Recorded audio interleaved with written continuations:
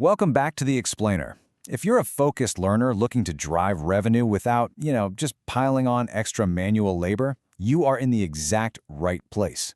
Today, we're demystifying marketing automation workflows and showing you exactly how they can completely transform your customer journey.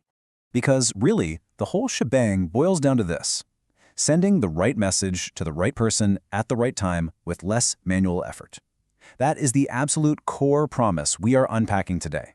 It's all about efficiency and precision, allowing your business to scale its communication perfectly without you having to manually hit send 1,000 times.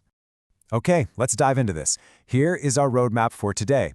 First, what is workflow automation? Second, why automation increases sales? Third, 3 high-value examples. Fourth, building your first workflow. And finally, avoiding common mistakes.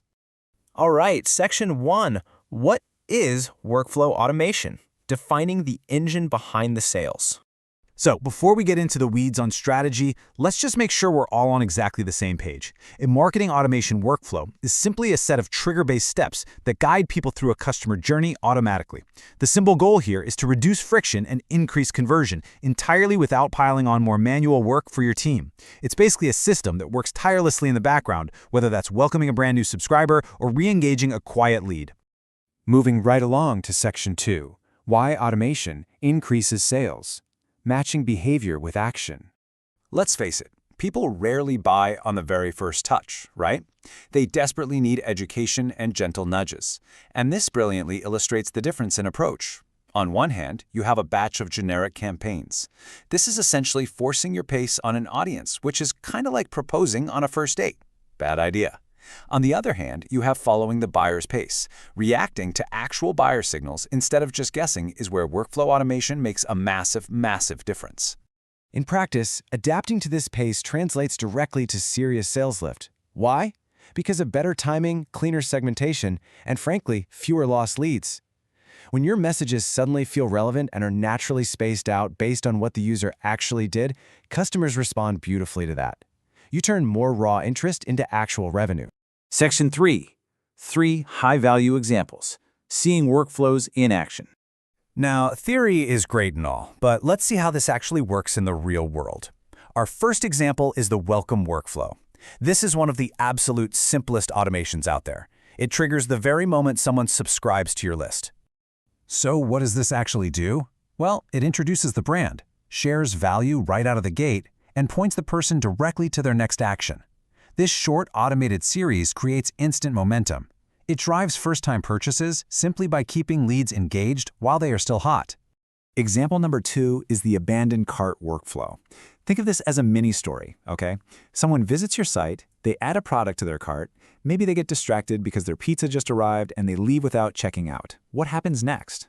Well, instead of losing them forever, this workflow waits a set time, sends a targeted reminder, and then follows up with proof, urgency, or maybe a small incentive. This specific automation is exceptionally high value. Why? Because it targets people who have already explicitly shown buying intent. You are literally catching them right at the finish line.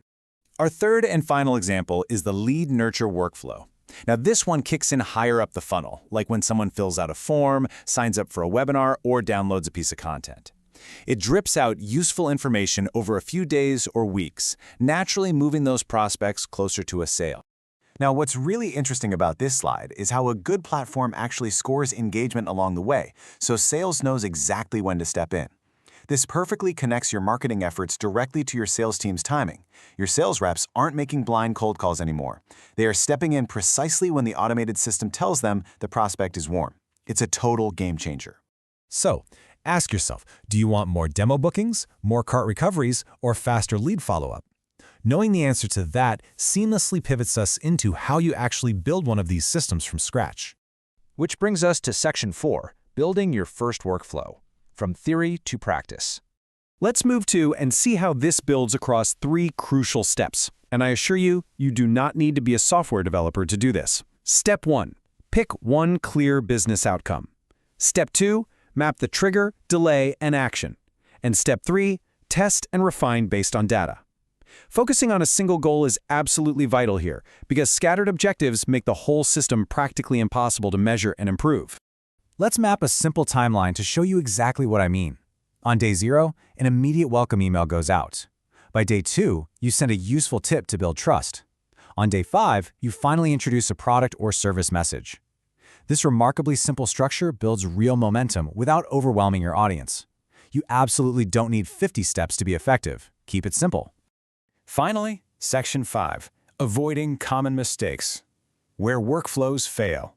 Because knowing what not to do is just as critical as knowing how to build.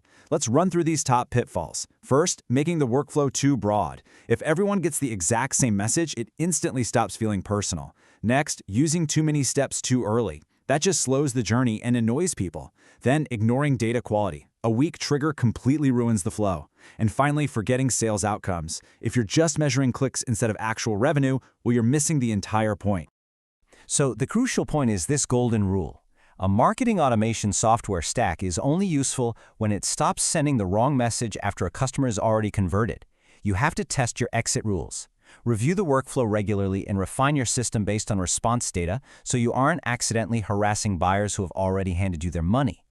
I'm going to leave you with this final thought to ponder. If you mapped your customer's journey today, where is the exact point of friction costing you revenue? And which workflow will you build first to fix it?